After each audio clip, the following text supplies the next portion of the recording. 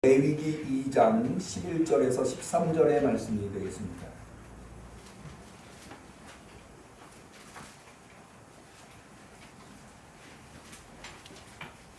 성령 강림절 후 20번째 주일에 하나님께서 사랑하는 우리 응암교회 성도님들에게 주신 소중한 하나님의 말씀, 레위기 2장 11절에서 13절 말씀, 구약성경 148페이지입니다. 하나님의 말씀을 우리 마음에 새기면서 같이 우리 레위기 2장 11절에서 13절 말씀을 받들어 읽도록 하겠습니다. 물은 너희가 여호와께 드리는 소제물에는 모두 누룩을 넣지 말지니 너희가 누룩이나 꿀을 여호와께 화제로 드려 사르지 못할지라. 처음 익은 것으로는 그것을 여호와께 드릴지라. 향기로운 냄새를 위하여는 간에 올리지 말지며 내 모든 소제물에 소금을 치라. 내 하나님의 언약의 소금을 내 소재에 빼지 못할지니 내 모든 예물에 소금을 드릴지니라. 아멘. 이렇게 건강해 주셔서 너무 감사해요. 오늘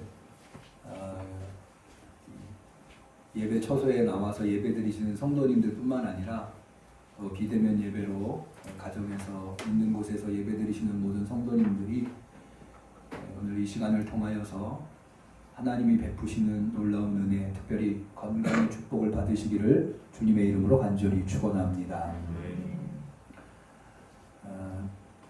우리가 모여서 예배를 드릴 수 없는 시간, 예배뿐만 아니라 우리가 늘 모임의 장소에 나갈 수 있었던 그런 곳에 더 이상 나갈 수 없는 상황이 되어서 우리 성도들은 대부분 그 시간들, 가정에서 보내야만 하는 그 시간들의 대부분을 아마도 성경 읽는데 많이들 힘을 기울이시지 않으셨을까 하는 생각이 들었습니다.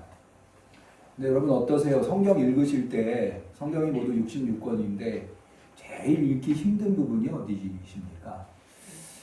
각자 나름의 대답이 있겠습니다만은 제가 예상컨대 아마 레위기가 아닐까라는 생각을 해보게 됩니다. 왜냐하면 레위기를 읽어보시려고 시도해보신 분들은 알겠지만 레위기에는 온갖 제사의 방법, 제물을 어떻게 드려야 하면 또 제물을 어떻게 제사의 모양으로 만들어서 드려야 하고 또 그것을 드리는 제사장은 어때야 하고 또 뭐 정한 짐승, 부정한 짐승 뭐 이런 것들도 구별되어 있고 사실은 우리한테는 너무나 생소한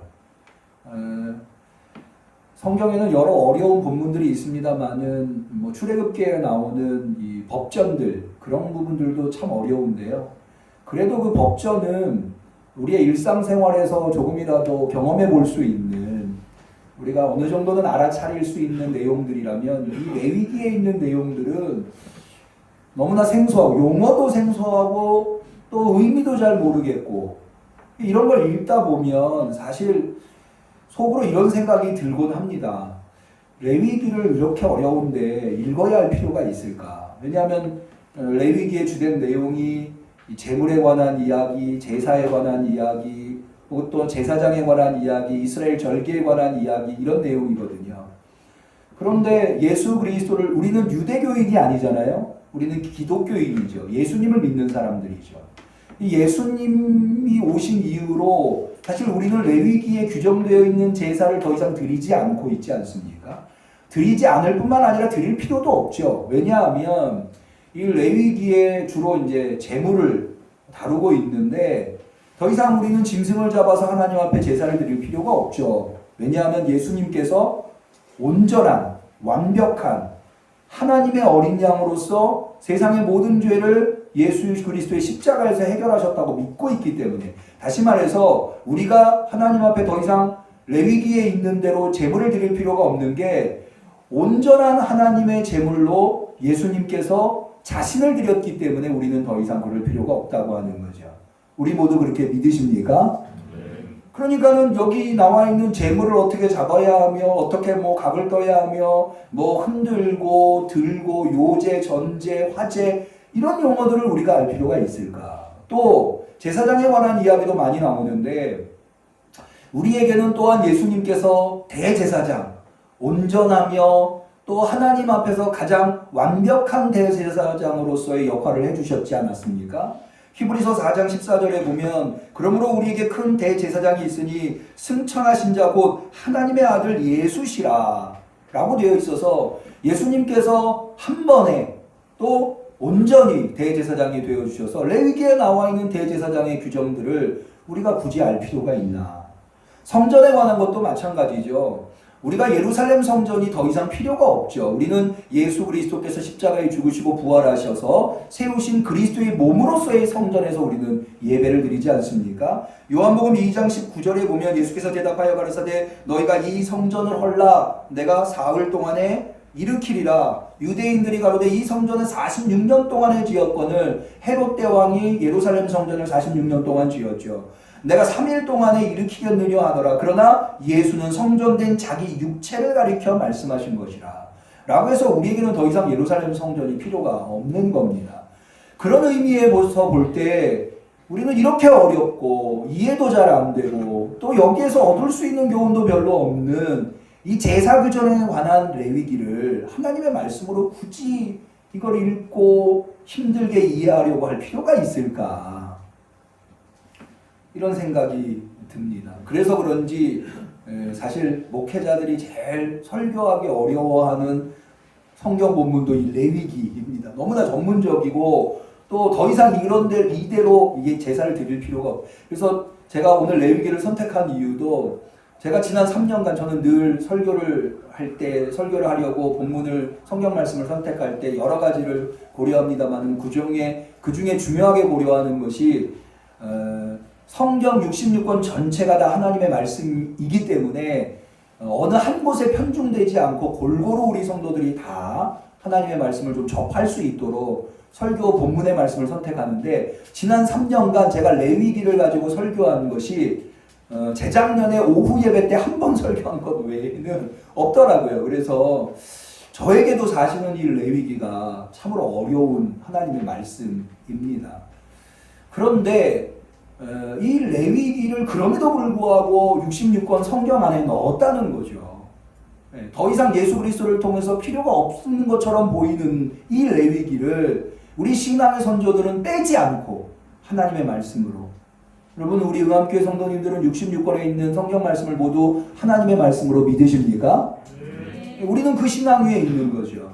그럼 도대체 레위기가 하나님의 말씀으로 어떤 의미를 가지고 있느냐? 가장 첫 번째로 우리가 이것이 앞서 말씀드린 대로 예수님께서 대제사장으로서 혹은 온전한 하나님의 어린 양 제물로서 성전으로서 이제 더 이상 레위기의 예배가 필요 없는 이유를 설명하는 근거로 레위기가 의미를 가질 수 있는 거죠.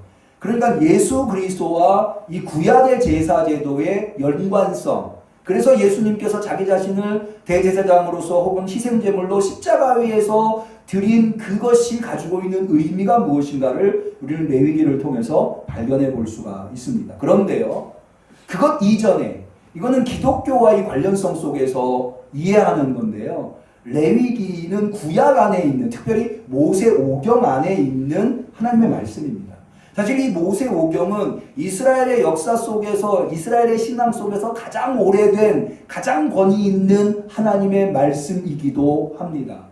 구약 성경의 형성 과정을 조금이라도 아시는 분들은 가장 먼저 하나님의 말씀으로 받아들인 성경이 이 모세오경, 창세기서부터 신명기까지의 모세오경인 것을 아시고요. 그 다음에 이제 예언서들이 받아들여졌고, 그 다음에 우리가 시편을 비롯한 잠언, 전도서 이런 성문서들이 성경을, 신약의 39권을 형성하게 된 것을 보게 됩니다. 그러니까 이스라엘의 신앙에 있어서도 이 레위기는 대단히 중요한 하나님의 모세오경 안에 들어있으니까요. 대단히 중요한 하나님의 말씀인 거죠. 근데 생각해보면 그도 그럴 것이 이 레위기, 이스라엘의 신앙에서 제사가 얼마나 중요합니까? 근데 그 제사를 어떻게 드려야 하는가에 대한 규정을 레위기가 하고 있으니 레위기를 제사에 관여한 모든 사람들, 제사장뿐만 아니라 제사를 드려야 하는 사람들, 그런 사람들 제주라고 하거든요. 제사의 제물을 가져와서 제사장이 제사 드릴 수 있도록 하는 이가 제주라고 하죠. 제주도 이 규정을 알아야 돼요. 모름지기 유대인이라면 누구나 다 이 규정을 알아야 되겠죠. 그런데요, 사실 이렇게 생각해보면 레위기가 성경 안에 들어가 있는 것이 너무나 당연해 보이지만 레위기라고 하는 성경이, 모세오경이라고 하는 성경이 언제 오늘날 우리가 보는 대로 형성되었는가 라고 하는 것, 이 역사적인 사건을 추적하면 사실은 그거보다 훨씬 더 깊은 의미를 담고 있더라고요. 오늘은 바로 그 부분에 대해서 생각해 보려고 하는데요. 결론부터 먼저 말씀드리면 레위기가 형성된 때는, 레위기가 오늘날, 레위기뿐만 아니라 모세오경, 레위기를 포함한 모세오경이 오늘날 우리가 보는 대로 형성된 시기를 학자들은 언제로 보냐면 바벨론 포로 시기로 봅니다. 바벨론 포로 시기. 그걸 어떻게 알 수 있냐? 우리 레위기 19장을 한번 보실까요? 아니 26장을 한번 보실까요? 레위기 26장 40절입니다. 레위기 26장은 레위기의 여러 제사 규정들을 열거하고 마지막에 이 제사 규정대로 순종해야 한다고 하는 것을 결론적으로 이야기하는 부분인데요. 40절을 한번 보죠. 그들은 이스라엘 민족을 의미합니다. 자기 죄와 그 열조의 죄와 및 그들이 나를 거스린, 여기 나라고 하는 건 하나님을 말씀하는 거고요. 거스린 허물을 자복하고 또 자기들이 나를 대항함으로, 하나님을 대항함으로, 나도 그들을 대항하여 하나님이 이스라엘을 대항하여 그 대적의 땅으로 끌어갔음을 깨닫고 그 할례받지 아니한 마음이 낮아져서 그 죄악의 형벌을 순히 받으면, 이라고 해서 이미 레위기 26장 41절에 이스라엘이 바벨론의 포로로 끌려간 경험이 전제되어 있다고 하는 것을, 그 대적의 땅으로 끌어갔음을 깨닫고 라고 되어 있어서 전제되어 있음을 보기 때문에 이 레위기는 포로기 이후에, 바벨론 포로기 이후에 기록된 것이다. 그렇게 생각해 보면 사실은 좀 레위기가 의아한 것이, 여러분 바벨론 포로 시대의 유대인들은 어떠한 삶을 살았습니까? 그들은 제사를 드릴 수 없는 삶을 살았어요. 성전도 다 파괴됐기 때문에 제사 드릴 성전도 없었고요. 또 재물을, 노예가 무슨 재물을 드립니까? 드릴 재물도 없었어요. 물론 제사장들도 바벨론의 포로로 끌려가서 제사장은 있었으나 제사장이 제사장의 역할, 성전도 없고 재물도 없는데 무슨 제사장의 역할을 합니까? 유대인들이 바벨론의 포로로 끌려가서 그저 할 수 있는 것이라고 하는 것은 그발 강가에 모여서 그저 하나님 앞에 회개하고 탄식하는 일밖에는 할 수 있는 게 없었거든요. 그런 시기에 이 다른 것도 아닌 이 제사 규정을 하고 있는 이 레위기를 하나님의 말씀으로 받아들였다고 하는 것은, 아니 제사도 드릴 필요가 없는데, 제사를 드릴 수도 없는데 제사 규정을 왜 하나님의 말씀으로 받아들였을까요? 이거는 행할 수도 없는 건데. 사실 바벨론 포로기 때 이스라엘의 신앙을 보면 이스라엘이 바벨론 포로로 끌려간 것을, 그 원인이 제사를 잘못 드렸기 때문이라고 생각하지는 않았어요. 그들이 하나님이 허락하신 가나안 땅에서 멸망하고 바벨론의 포로로 끌려온 것은 제사를 잘못 드려서가 아니라 예언자들이 이야기한 하나님이 명하신 우상숭배를 금하였었던 것을 우상숭배하고 가난하고 힘없는 사람들을 짓밟고 자신의 욕심을 채우려고 착취하고 이런 모습들 때문에 이스라엘이 하나님 앞에 범죄해서 결국에는 하나님의 심판으로 바벨론의 포로로 끌려갔다고 생각을 했거든요. 그래서 시편 50편 8절에 보면 하나님은 시인을 통해서 이런 말씀을 하십니다. 내가 너의 재물을 인하여는, 이것은 하나님이 이스라엘의 재물에 대해서 평가를 하시는데요. 너의 재물을 인하여는 너를 책망치 아니하리니 내 번제가 항상 내 앞에 있음이로다. 다시 말해서 이스라엘은 하나님 앞에서 항상 올바른 방법으로 하나님 앞에 제사를 드렸다고 하는 자부심이 있었습니다. 그럼에도 불구하고 이스라엘이 바벨론의 포로로 끌려와서 더 이상 제사를 드릴 수 없는 상황에서 이 제사에 대한 여러 규정들, 규칙들, 이런 것들을 하나님의 말씀으로 받아들인다고 하는 것은 어떤 의미일까요? 그것은 아마도 그들이 제사조차도, 자신들이 자부했었던 제사조차도 우리가 정말로 올바로 하나님 앞에 드렸는가? 거기에 잘못은 없었는가? 만약에 제사를 드리는 것에 잘못이 없었다면 왜 우리는 이렇게 바벨론의 포로로 끌려서 제사 드릴 수 없는 상황이 되었는가? 여기에 대한 뼈저린 반석이 철저히 자신들이 자부하고 자랑했었던 그 제사에 대해서 다시 한 번 더 곱씹어보는 하나님 앞에서 그런 자기 반성이 바로 이 레위기를 하나님의 모세오경 안에 들어있는 하나님의 말씀으로 있게 한 근거가 아닌가. 이스라엘 사람들은 그발강가에 모여서 하나님 앞에 사실 처참한 이 제사와 관련해서 처절하리만큼 다시 제사를 드릴 수 있게 해달라고 하는 고백을 하는데요. 시편 42편에 보면 여러분이 잘 아실 겁니다. 내 영혼아 하나님 곧 생존하시는 하나님을 갈망하나니 내가 어느 때에 나아가서 하나님 앞에 배울고 어느 때에 나아가서 그러니까는 바벨론의 포로로 끌려와서 그발강가에 모여서 그저 탄식하며 울 수밖에 없는 이 이스라엘 사람들, 예루살렘 성전에 모여서 기쁨으로 하나님 앞에 제사 드렸었던 그때를 생각하면서 내가 언제나 그것을 다시 회복할 수 있을까? 내가 전에 성의를 지키는 무리와 동행하여 기쁨과 찬송의 소리를 바라며 저희를 하나님의 집으로 인도하였더니 이제 이 일을 기억하고 내 마음이 상하는도다. 내 영혼아 내가 어찌하여 낭망하며 어찌하여 내 속에서 불안하여 하는고 너는 하나님을 바라라. 아주 유명한 시편이 있지 않습니까? 그러니까는 그발강가에 모여서 탄식하면서 도대체 우리가 하나님 앞에 예배드리는 그 기쁨, 그것을 언제나 회복할 수 있을까? 도대체 우리의 예배가, 우리의 제사가 뭐가 잘못되었길래 우리는 이렇게 다른 건 몰라도 제사만큼은 잘 드렸다고 자부해 왔는데 왜 우리는 제사도 못 드리는 바벨론의 포로에 끌려와서 이 고통을 당하고 있는 걸까? 거기에 대한 심각한 반성이 바로 레위기를 하나님의 말씀으로 자리 잡게 한 원인이 아닌가. 저는 이 지점이 오늘날 우리 한국교회에 대단히 중요한 교훈을 주는 지점이라고 생각을 합니다. 여러분, 우리 한국교회 성도들이 늘 목회자들이나 설교자들이 하나님의 말씀대로 살아라 하지만 그리 살지 못한 부분들이 많이 있죠. 그러나 하나님의 말씀대로 살지 못한 부분이 있다 하더라도 적어도 예배드리는 것만큼은 우리 한국교회 성도들 따라올 수 있는 민족이 있습니까? 제가 예전에 러시아에서 선교하는 선교사님의 얘기를 듣고 좀 충격을 받은 적이 있는데요. 이 러시아 사람들 중에 자신이 러시아에 있는 러시아 정교회라고 하는 예수님을 믿는 종파가 있거든요. 근데 이 러시아 정교회는 굉장히 오래된, 거의 1000년, 2000년을 이야기할 수 있는 그런 기독교 종파인데요. 그런데 이 러시아에서 선교하던 선교사님이 그 정교회 사람들을 만나면서 받은 충격을 저한테 전해주시는데, 정교회 사람들은 새벽기도 안 한대요. 정교회 사람들은 수요 예배 안 드린대요. 정교회 사람들은 주일 예배도 안 드린대요. 거의 대부분이 1년에 한두 번 부활절이나 성탄절쯤 교회 와서 예배 드린다는 거예요. 그래도 평생 자기가 그리스도인이라고 생각하며 산대요.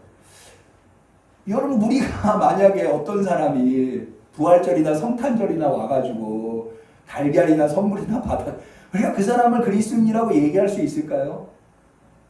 그럴 수 없을 거예요. 그 얘기를 들으면서 야, 한국교회 성도들은 다른 건 몰라도 예배드리는 것만큼은 너무나 열심이구나. 어느 민족도 쫓아올 수 없는 2000년 기독교 역사 속에. 그런데 오늘 우리는 어떤가요? 더 이상 예배드릴 수 없는 상황이 되었어요. 도대체 왜 이런 상황이 우리 앞에 펼쳐진 건가요? 저는 이 현실 앞에서 우리가 이제까지 자부해왔었던 예배를, 다른 건 몰라도 우리가 예배만큼은 하나님 앞에 열심히 드렸다라고 했던 그 신앙의 기초가 정말 올바른 것이었는가? 이 포로로 끌려와 더 이상 제사 드릴 수 없는 이스라엘의 유대인들의 신앙적 성찰이 들어있는 레위기를 통해서 우리가 교훈을 얻어봐야 되지 않나 라는 생각을 하게 되었습니다. 그러고는 이 레위기를 좀 더 자세히 연구를 해보았는데요. 이 레위기는 모두 27장으로 구성되어 있습니다. 그런데 이 레위기의 핵심에 거의 가운데에 뭐가 들어있는가 하면 16장의 대속죄일, 대제사장이 이스라엘 백성 모든 죄를 가지고 이 지성소에 들어가서 1년에 딱 한 번 그 해의 대제사장이 제물을 가지고 지성소에 들어가서 하나님 앞에 속죄를 하는 대속죄일이 중심의 자리를 잡고 있습니다. 그리고는 그 앞부분에는 제사를 드릴 수 있는 자격에 대해서, 제사를 드리려고 하는 제주랄지 여러 가지 규정들을 통해 제사를 통해서 해결될 수 있는 자격, 이런 것들에 대한 이야기가, 규정들이 나와 있습니다. 그래서 레위기 13장 17절을 보면 제사장은 그를 관찰하여서 그 환처가 휘어졌으면 환자를 정하다 할지니 그는 정하니라. 이게 무슨 얘기냐면요, 문둥병에 걸린 어떤 유대인이 문둥병이 피부로 나타나지 않겠습니까? 근데 그것이 치료받은 경우에, 나은 경우에 제사장이 그 환부를 확인하는 거예요. 그리고는 이게 치료가 다 됐으면 이 사람은 정하다 라고 제사장이 인정한다는 이야기입니다. 이게 왜 이런 내용이 나오는가 하면, 여러분, 제사장이 의사도 아닌데 환자가 깨끗해졌다, 깨끗하지 않았다라고 하는 것을 판결내는 것이 가한가, 왜 이런 내용이 있는가 하면 이게 다 제사 드리는 것과 관련이 있기 때문에 제사장이 하는 거예요.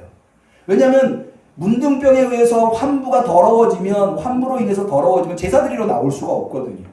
그래서 제사 드리러 나올 수 있는 자격이 있는지 없는지를 제사장이 그 환부를 보고 정하다, 이제는 됐다, 이제는 제사 드릴 수 있다 라고 선언해 주는 거예요. 그럼 그 사람은 이제 나와서 제사를 드리는 거예요. 반면에 이 대속죄일 후반부에 나오는 내용은 아무리 제사를 통해서 죄가 속죄된다 하더라도 제사가 만능은 아니라는 거예요. 아무리 제사를 드리려 하여도 제사를 통해서 해결되지 않는 죄도 있다는 거예요. 레위기 17장 14절에 보면 모든 생물은 그 피가 생명과 일체라. 그러므로 내가 이스라엘 자손에게 이르기를 너희는 어느 육체의 피든지 먹지 말라 하였나니 모든 육체의 생명은 그 피인즉 무릇 피를 먹는 자는 끊쳐지리라. 무슨 얘기인고 하니, 아무리 제사를 통해서 죄가 해결되고 깨끗하게 된다 하더라도 피 먹는 죄는 해결되지 않는다는 거예요. 여기서 끊쳐지리라 라고 하는 것은 이스라엘 백성이 아니다, 이스라엘 백성에서 쫓겨난다, 가장 강력한 하나님의 처벌 중에 하나가 이스라엘에서 끊쳐진다라고 하는 규정입니다. 그러니까는 피를 먹는 행위가 그렇다고 하는 거예요, 당시의 유대인들이. 그리고는 이 규정이 20장까지 이어지고 21장에서 22장까지는 이 제사장에 관한 규정이고요. 그 다음에 23장에서 25장은 절기에 관한 규정, 그리고 아까 말씀드린 대로 26장은 최종적인 결론, 그리고 마지막 27장은 추가적으로 헌물을 하나님 앞에 드릴 때 붙여지는 규정들입니다. 그러니까 다시 말해서 이 레위기의 핵심에는 대속죄, 하나님한테 제물을 드림으로 말미암아 하나님으로부터 뭔가 속죄를 받으려고 하는 것, 이게 제사의 본질적인 의미를 가지고, 거기에서부터 그런 제사를 드리는 사람들이 갖추어야 할 자세, 삶의 태도, 이런 것들을 규정하고 있다는 거죠. 그러면서 이 레위기가 바로잡으려고 하는 제사에 대한 일반적인 오해, 그 오해를 바로잡으려고 하는 것이 두 가지 정도가 있습니다. 오늘 그것을 살펴보려고 하는데, 그걸 통해서 우리의 예배를 반성해 보려고 하는데요. 먼저 첫 번째는 뭐냐 하면 제물에 대한 오해입니다. 그것은 하나님한테 제물을 드림으로 말미암아 하나님을 기쁘시게 해서 하나님의 마음을 움직이려고 하거나 하나님 자체를 움직이려고 하는 시도가 제사나 제물이 아니라고 합니다. 자, 오늘 우리 본문으로 좀 다시 돌아가 보죠. 레위기 2장입니다. 레위기 2장은 1절에서부터 10절까지 소제에 대한 이야기입니다. 소제라고 하는 것은 곡물로 드리는 제물을 의미합니다. 소제, 곡물입니다. 곡물. 짐승을 잡아서 드리는 게 아니라 곡물을 드리는 제사에 대해서 쭉, 이걸 민하라고 하는데, 이건 하나님한테 선물로 드리는 제사인데, 그 중에요, 눈여겨볼 만한 부분이요. 11절부터 한번 볼까요? 물은 너희가 여호와께 드리는 소제물에는 모두 누룩을 넣지 말지. 이 누룩을 넣지 말라. 효소를 이야기합니다. 누룩을 넣지 말아라. 너희가 누룩뿐만 아니라 꿀이 언급되는데, 꿀을 여호와께 화제로 드려 사르지 못할지니라. 이 화제라고 하는 것은 불태워 드리는 제사를 화제라고 합니다.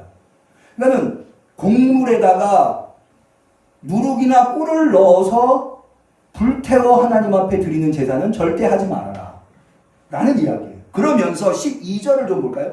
처음 익은 것으로는 그것을 여호와께 드릴지나, 처음 익은 것, 첫 열매, 이 얘기가 무슨 얘기예요?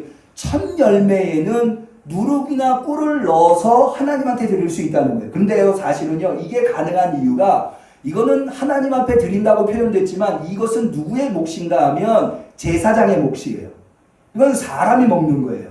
그러니까 사람이 먹는 것, 그것을 하나님 앞에 드려서, 여러분들도 교회에 헌금 11조 이런 감사헌금을 해서 그것 중에 교회를 운영하는 데에 사용되는 것도 있고 또 목회자들의 생활을 돕는 데에 있는 것도 있지 않습니까? 그러니까는 이스라엘 유대인들이 제물을 드릴 때 제물 중에 하나님한테 온전히 드리는 것도 있고 또 어려운 사람을 돕는 데 쓰는 것도 있고 또 제사장의 생활을 돕는 데 사용하는 것도 있는데, 이 첫 제물, 첫 곡식에 누룩이나 꿀을 넣어서 드리는 것은 제사장의 몫으로 주는 거예요. 그런데 그 다음에 한번 볼까요? 향기로운 냄새를 위하여는 단에 올리지 말지며. 향기로운 냄새를 위해서는, 이게 무슨 얘기냐면, 소제를 드리는데 곡물로 드리는 제물이 있는데 그 제물을 하나님한테, 이게 향기로운 제물이라고 하는 것이 태워가지고 그 향이 하늘로 올라가는 것을 의미해요. 태워서 드리는 제물은 모두 다 하나님한테 드리는 거예요. 하나님한테 직접 올리는 거예요. 그러니까 그 향기로운 제물이라고 하는 것이, 여러분, 왜 곡물에다가 누룩이나 꿀을 넣을까요? 그냥 드리지 않고 누룩이나 꿀을 넣는 이유가 뭘까요? 사실은 누룩이나 꿀을 넣는 게 더 향기롭고 맛있기 때문이에요. 그냥 하는 것보다. 그렇잖아요. 빵도 그냥 거기다 이스트를 넣어가지고 발효를 시키고 거기다 꿀을 좀 발라가지고 그러고 먹어야 그게 맛있지. 그냥 통밀로 먹는 거는 별로 맛이 없죠. 그러니까 하나님한테 내가 누룩이나 꿀을 넣어가지고 뭔가 이렇게 잘 만들어가지고 하나님이 그걸 향기를 받으셔가지고 기뻐하시게끔 하려는 의도로 거기에 누룩이나 꿀을 넣어서는 안 된다는 거예요. 이 누룩이나 꿀을 넣지 말라는 것은 그것이 발효되거나 그것이 향기롭게 되는 것의 문제가 아니라 그것의 원형이 변질된다고 하는 거예요. 이게 이스트를 통해서 그것이 발효되거나, 그래 꿀도 사실은 마찬가지인데 그 원형이 변질되기 때문에, 변질되어서는 안 돼요. 변질은 거룩이라고 하는 것과 반대의 개념. 그래서 13절에 보시면은요, 내 모든 소재물에 소금을 치라. 이 소금은 누룩이나 꿀과는 반대 개념입니다. 방부제의 개념이에요. 변질되는 것을 막으려고 하는 의도가. 좌우지간에 하나님한테 드리는 거에서는 뭔가 향기롭게 만들려고 하거나 뭔가 변질되어서 더 좋게 만들려고 하는 방식으로 하나님 앞에 드려서는 안 된다는 거예요. 있는 그대로 변형되지 않게. 왜 그럴까요? 아니, 기왕에 하나님 앞에 드리는 거 향기롭게 만들거나 더 맛있게 만들어서 드리면 더 좋은 거잖아요. 이유가 바로 여기 있는 거예요. 그렇게 뭔가 꾸미고 뭔가 변형시켜서 하나님 앞에 드려서 하나님 기분 좋게 만들어가지고 하나님의 마음을 바꾸거나 자신의 뭔가 욕구를 이루려고 하는 것이 제물이 아니고 제사가 아니라는 거예요. 그러면은 제물이라고 하는 것, 제사라고 하는 것이 무엇이냐? 레위기가 이야기하는, 우리 레위기 1장 4절을 한번 볼까요? 여기는 번제를 이야기합니다. 번제는 매일매일 드리는 제사를 얘기해요. 1장 4절을 볼까요? 그가 번제물의 머리에 안수할지니, 이거는 제물을 드리는 제주가 하는, 짐승을 잡아서 하나님 앞에 드리는데 짐승을 드릴 때 뭐부터 하라고요? 안수부터 하라고요. 왜 안수할? 제물 그 축복하려고 안수할까요? 그게 아니에요. 그게 아니라 지금 이 짐승, 이 번제물로 드리는 짐승이 나를 대신한다고 하는 것을 의미하는 거예요. 그러니까는 번제물을 하나님 앞에, 제물을 하나님 앞에 드린다고 하는 것은 내가 하나님 앞에 뭔가 선물을 해가지고 하나님 기분 좋게 만들어가지고 하나님의 마음을 움직여서 내가 원하는 것을 하나님으로부터 얻겠다가 아니라 내가 원래는 하나님 앞에 드려야 되는데 그럴 수 없으니 나를 하나님 앞에 드리는 거다. 그러니까는 다시 말해서 제사를 드리고 제물을 드리는 거는 하나님을 움직이려고 하는 게 아니라 내가 움직이겠다고 하는 결단이에요. 창조주이신 하나님께 아무것도 바라지 않고 꺼리낌 없이 아낌없이 자신을 드리는 행위, 이게 바로 예배. 그럼 왜 우리는 하나님, 창조주이신 하나님 앞에 우리를 드리는 걸까요? 그걸 통해서 하나님과 교제의 삶을 살려고 하는 거예요. 하나님과 결속된 삶, 하나님께 드려진 삶이란 하나님과의 교제의 삶. 여러분, 하나님께 제물을 드리지 않는, 나를 드리지 않는 자의 삶은 하나님과 단절된 삶이에요. 하나님과의 단절된 삶을 저는 한마디로 상실의 삶이라고 봅니다. 적어도 네 가지를, 그 자는 상실, 하나님께 자신을 드리지 않는 자는 네 가지를 상실하는데요. 첫 번째는 행복을 상실해요. 여러분, 에덴 동산에서 아담은 가장 행복했어요. 그러나 하나님과 단절되자 에덴 동산에서 쫓겨나 고통의 삶을 살아요. 행복을 상실한 삶을 살아요. 두 번째는 생명을 상실한 삶을 살아요. 에덴 동산에는 두 가지 특별한 나무가 있었죠. 선악을 알게 하는 나무와 또 뭐가 있었습니까? 생명나무가 있었어요. 하나님과 단절되자 제일 먼저 에덴 동산에서 쫓겨나자 그가 제일 먼저 잃어버린 것이 생명나무 실과였어요. 세 번째는 무언가 하면 진리를 상실한 삶이에요. 여러분, 인간이 인생을 살아갈 때 진리가 대단히 중요합니다. 왜냐하면 진리는 불변하는 것, 불변하는 것에 기대어 있어야 이 세상 풍파 속에서 흔들리지 않는, 허무하지 않는 삶을 살아갈 수 있어요. 그런데 하나님만이 절대 불변의 진리입니다. 여러분, 하나님 외에도 여러 진리들이 있죠. 그러나 그 진리들은 유사진리, 상대적 진리예요.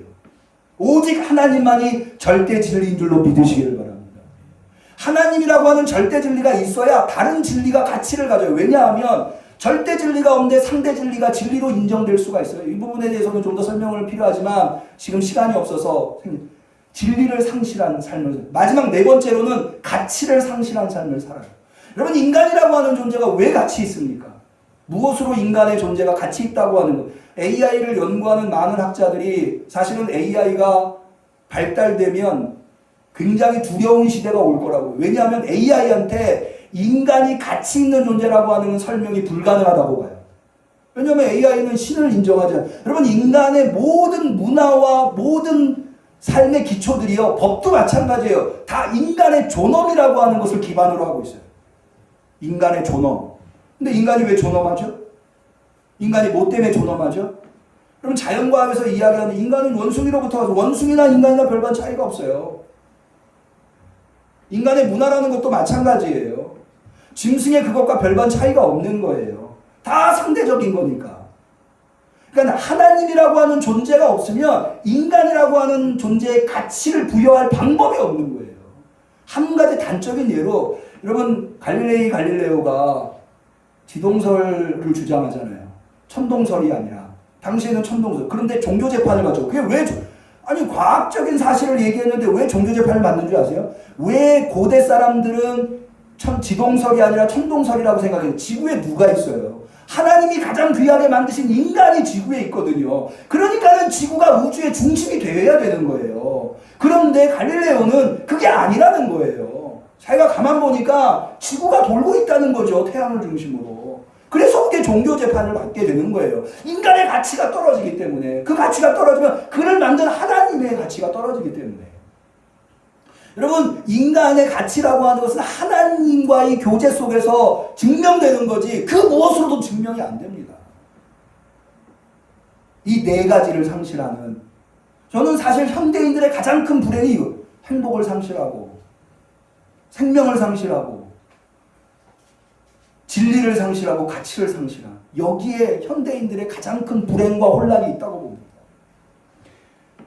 유대인들은 하나님 앞에 제사를 드림으로 말미암아 자기 자신을 드린다고 생각했고, 그를 통해서 하나님과 교제하는 삶, 하나님과 결속되어 있는 삶을 통해서 이런 것들을 소유하게 되었던 거예요. 우리 응암교회도 하나님 앞에 이런 예배를 드리어서 하나님과 교제하는 삶을 사실 수 있는 복된 성도님들이 되시기를 축원합니다. 이것이 바로 제사의 핵심이었다는 거예요. 그렇기 때문에 그 대속죄일이라고 하는 16장의 앞뒤에 어떤 삶을 살아야, 어떤 존재가 되어야 그 제사를 드릴 수 있는지에 대한 자격 기준들이 나옵니다. 다시 말해서 예배가 굉장히 중요합니다. 예배가 우리의 삶의 중심에 있다는 것은 우리의 삶 전체가 그 예배를 향해 있다는 거예요. 하나님과 교제하는 삶 속으로 향해 있다는 거예요. 그래서 여기에서 나오는 것이 두 가지. 하나님과 교제하는 삶, 예배 중심의 삶이라고 하는 것은 거룩한 삶, 또 사랑의 삶입니다. 거룩한 삶. 자, 오늘 우리 다시 볼까요? 2장 13절. 여기 소재물에 소금을 치라. 아까 말씀드렸죠. 이 소금은 방부제의 역할을 변질되지 않는, 그러면서 내 하나님의 언약의 소금을 내 소재에 빼지 못할지니. 한번 따라해 보겠습니다. 언약의 소금. 언약의 소금. 이 언약의 소금이라고 하는 것은 뭐냐면 언약이 지켜지는, 언약이 왜곡되지 않는, 언약이 지켜지는 삶을 바로 이 소재의 근거로 삼는다는 겁니다. 거룩한 삶, 깨끗한 삶, 변형되거나 변질되지 않는 삶. 그것이 제사의 중심이라는. 이것과 더불어서 제가 이 레위기를 쭉 읽으면서 깜짝 놀란 사실은요. 여러분, 내 이웃을 내 몸과 같이 사랑하라. 제사와 무슨 관련이 있나요? 별 관련이 없는 것처럼 보이죠? 근데 내 이웃을 내 몸과 같이 사랑하라고 하는 규정이, 계명이 레위기에 나와요. 레위기 19장을 한번 보세요.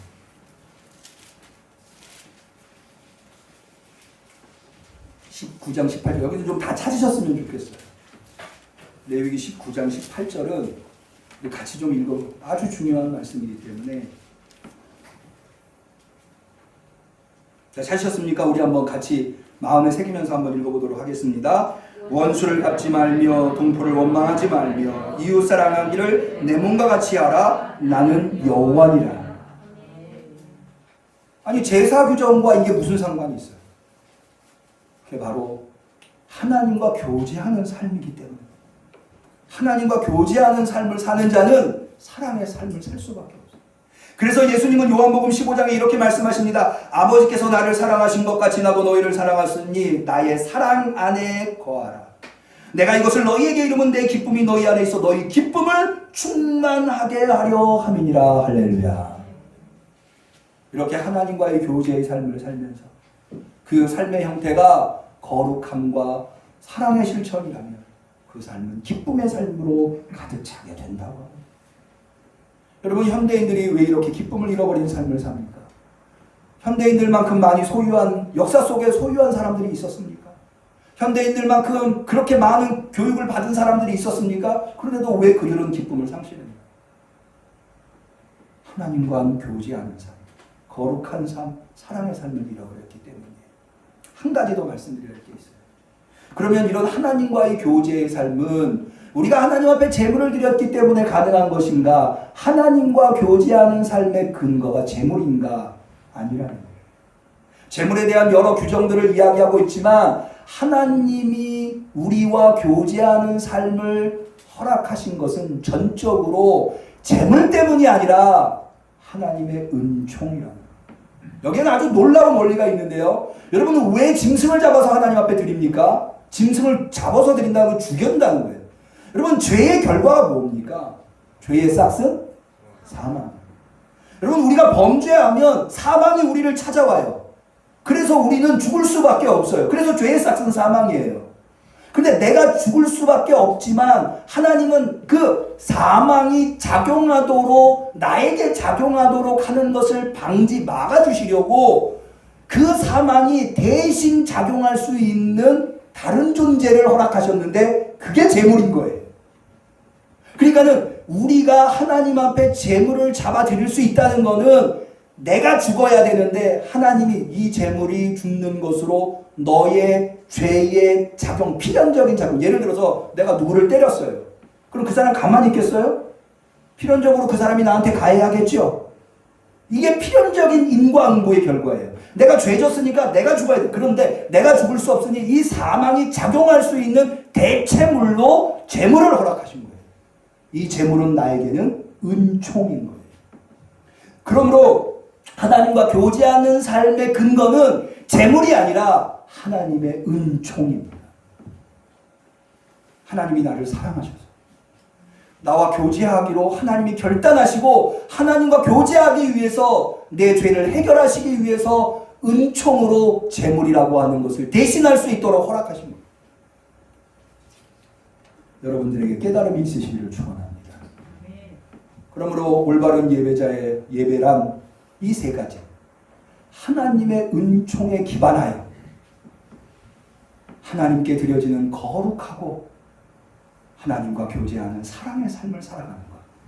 바로 이스라엘은 제물을 잡아서 드리는 것은 너무나도 잘했지만 이것이 이 제사와 제물이 가지고 있는 본질적인 의미, 하나님의 은총에 기반해 하나님 앞에 거룩하고 이웃을 사랑하는 삶을 살지 못하여 그들이 드린 제사까지 빼앗겨버린 바벨론의 포로로 끌려와 처절하게 올 수밖에 없는 상황이 되었다고 하는 반주가 반성인 레위기 안에 녹아 있는 것입니다. 저는 우리 응암교회 성도님들이 정말로 하나님이 받으시는 예배를 드리실 수 있기를 축원합니다. 여러분들의 삶의 예배가 중심이 되기를 축원합니다. 그리 될 수 있도록 여러분의 삶을 하나님의 은총 위에 세우시기를 바랍니다.